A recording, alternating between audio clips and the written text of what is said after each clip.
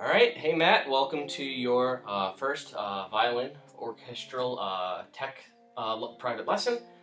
Today we're going to be going over the basics of how to hold the violin and all the little nuances that will set you up for great posture and great performing and playing on the instrument. Okay, first, unfortunately the camera can't view the lower half of our bodies, but just to address the fact that we want to stand with both feet, flat on the ground, our back straight up like this. We want the left foot, if you want to turn your left foot a little bit more outward because you want your body out, and your position like this. If you want to turn your body like that, yeah, right. So let's not lean too much back and too much forward, right? So that's a few things with that. Posture, nice and relaxed, shoulders and arm. Wonderful, great. So before we bring the instrument up, a few things to keep in mind.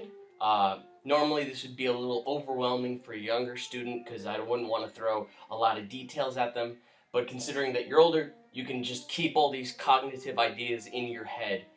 These are all just preparatory things so we don't have problems. So let me explain. When you bring the instrument up, there's tendencies for violinists to either slump their shoulders forward, right? That's a bad tendency. Move the neck forward, right? So we want to be aware of those things. So we want a nice, relaxed, shoulder here. Neck is nice and straight, okay? We also want to worry about, we don't want to bend our back too much backwards, right? Because that will cause a little too much tension in the back part, lower back area. Make sure our knees are not hyperextended. Don't lock your knees like this, right? Because if you go back too far, that might be comfortable to just hang out in, but you don't want to move it. So nice and loose, flexible, right? With that, good. So we have the left foot sticking out. We don't want the shoulders brought back too far, right? Because we don't want the lower back and the spine like this, right? That's too much, and we don't want to hunch over like this, okay? So before we bring the instrument up, thing we want to keep in mind is holding up the instrument will always prove to be better for sound quality production and make it easier, because mostly with the violin, it's going to be a lot of gravity and weight, not force, right? So you think of any sport, hitting a baseball, swinging a golf club, a lot of the momentum is created by the fluid motion and the full movement of it, not forced, right? Because that's going to create muscle tension and all of that, okay? So that's a lot of things a younger student would be like, whoa, but these are all things to keep in mind because this is an odd instrument to hold. So let's take it. So it seems like your shoulder rest is good. If you have a longer neck, you want the shoulder rest higher up, right? Because you don't want to create the shoulder moving up like this or your neck moving down like that, okay? So let's bring the instrument up to us. Great. That looks pretty good. If you want to turn towards the camera just a little bit, great. Looks excellent, and your hand frame's good. So we have this nice 90-degree angle going on, right? So if you just want to check at the end of the scroll, bring your hand there. It's a comfortable reach, right? You're not stretching too far, right? Yeah, that's good. Good, great. So, all right, so you can bring it back to the playing position. Great. And so we call this, so now you're seeing, now we see the palm of our hand, not something we normally see with playing an instrument, right? So we have pronation and more pronation as we go up the instrument, right? There's no supination, it's just more turning. Something you want to notice is that when I'm moving up the fretboard, the fingerboard, I am moving my elbow and my forearm forward. So let's just try that for a second. If you want to, so if you move up, let's turn with it. See how my elbow is moving kind of outward a little bit more? Not bad. You talking about? Yeah, so let's move the elbow with it. Try to bring it out more. Think of like a circular motion like that. There you go. A little, right. So we don't that much even? Yeah. Okay. So let's try holding our instrument up a little bit more. It's going to help. Good. And then, so let's try that one more time with bring the elbow forward like this. Okay, you want to bring it out. There you go. That might be restricted to the fact the shoulder rest is not high enough, but just something to keep in mind. Okay. Okay, good. We're about to go to the bow, but before we do, I just want to cover the parts of the instrument, just to get yourself familiar. So you have the body of the instrument, right? You have the ribs, you have your chin rest, tailpiece, fine tuners, right? The bridge, okay? Your pegs, right? That's where your tuning pegs, your scroll. I always like to describe people who are new to the violin. I don't know if you know guitar or bass, but we know it's tuned E, A, D, G. The violin, that the bass and guitar is tuned in fourths. Violin's opposite. So So the strings are G, D, A, E. Right. Okay? So those are all fifths, which is great when tuning, right? And when learning the instrument at first, because you know the ratio is a fifth apart, right? Mm-hmm. Okay, cool. So that's just basic parts of the violin. So let's bring it up like this again. Great. So if you want to grab your bow, we're going to do a little bit of a segment on how to hold the bow. Okay, so it seems like you got a pretty good idea. It looks a little tense. So the first thing you want to keep in mind, you can take the instrument down.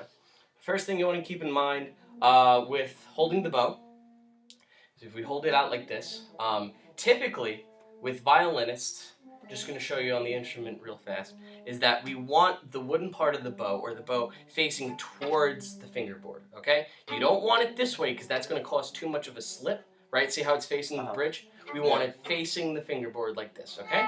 Right, so that's where the weight's going to come in. So how to hold the bow now, so you have the frog, you have the end piece, right?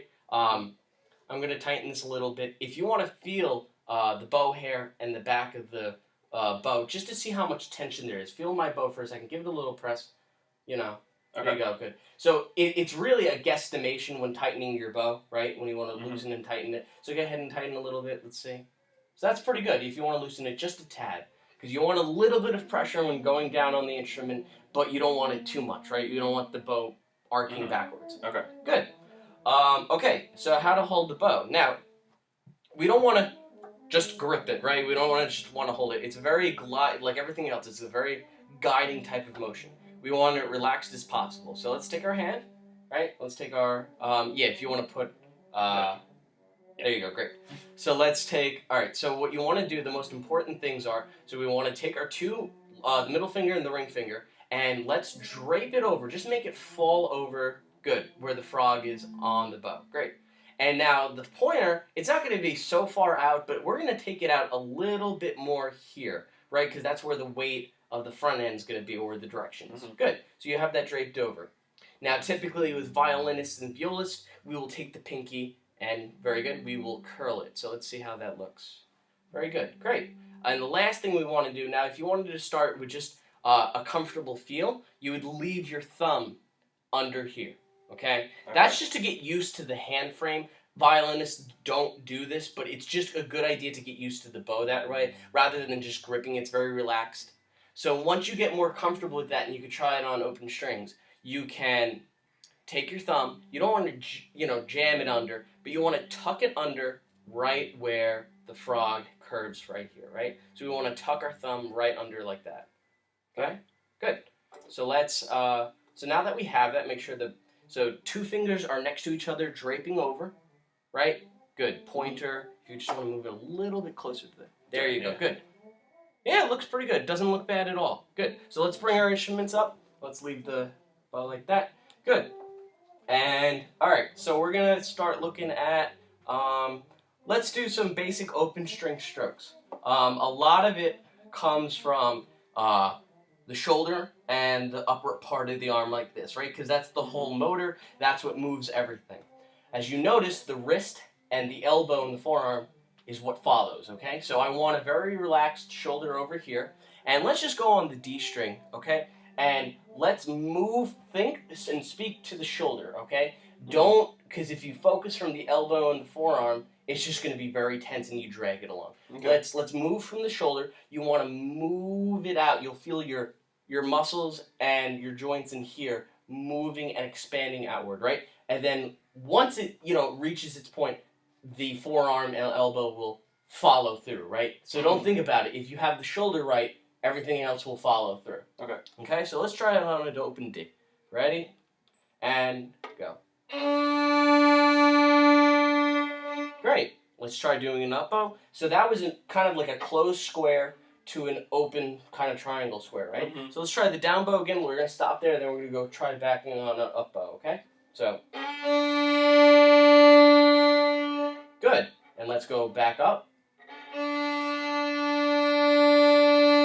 And I like how your elbow and forearm is closing like that and is following up with the shoulder. Very good. Something to keep in mind on an up bow.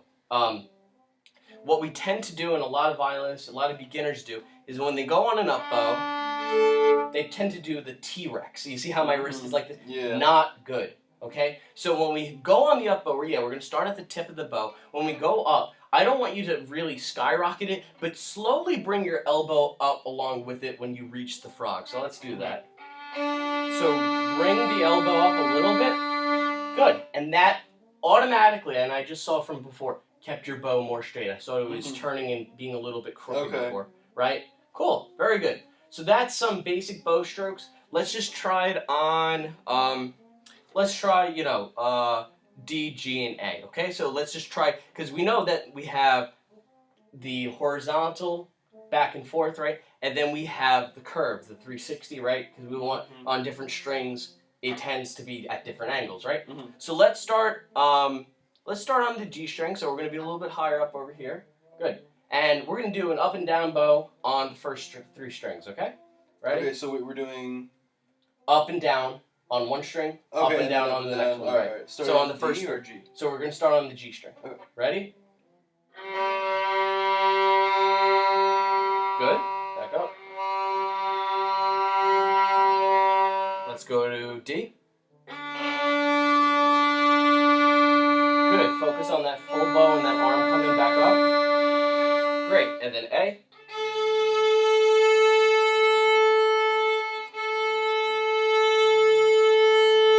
Good. And if you noticed with the bow, a lot of it is a little bit of pressure. You don't want to give a little bit of push and weight to it, but a lot of the sound coming from the instrument is really just with the speed of which you carry the bow, right? Because you don't want it, and crunching it, okay? I saw before, if you want to hold up your bow, your pinky was kind of bending backwards a little bit. Yeah. So straight is not horrible, right? Sometimes at the end of the bow, you can go a little bit straight with the pinky, but do be conscious of it, because the rest of the fingers don't look too bad. That's not bad at all. Another thing you might want to do is look in the mirror, and every time you go with a down and up bow, if you want to look, this is how, if you actually want to look from my perspective, I don't know how else to show you, that is a straight bow. The tendency is when we go down, we also turn it this way, right? See how you're, right? You don't want your shoulder moving back, right? Because that's going to cause the bow to move this way, right? You just want it, that's why I said just extend the shoulder and then the rest follows. So if you move your shoulder back, it will pull it this way, okay? So that's something to keep in mind. Good. That's pretty much it. I was going to give you maybe like some finger exercises. I will introduce the first finger pattern to you. Just something to throw down there. So if we know we have the G and D string, right? Or the D and A string. We have between G and A, first finger, that's your whole step, right? And then you have another whole step, that second finger, right?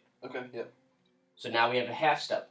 It's not going to be your fourth finger, but your third, right? Because they're right next to each other, right? So you can see the spacing in between, right? You can see the hand frame, okay? And then what's great is that you go to the next string, that's the fifth, and the pattern continues to the octave, right? Okay, cool. Let's just try the first 4 notes in the G scale, okay? So we're going to do open, 1, 2, and 3, okay? So let's try that. Ready? 1, 2, ready, go.